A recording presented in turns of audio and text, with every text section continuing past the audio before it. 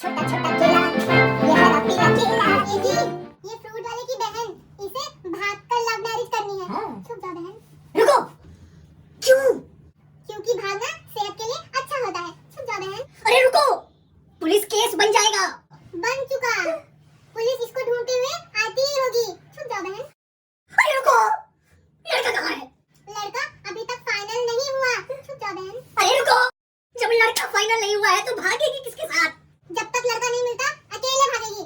लड़का मिलने के बाद लव मैरिज कर लेगी। छुप जा बहन। अरे निकलो।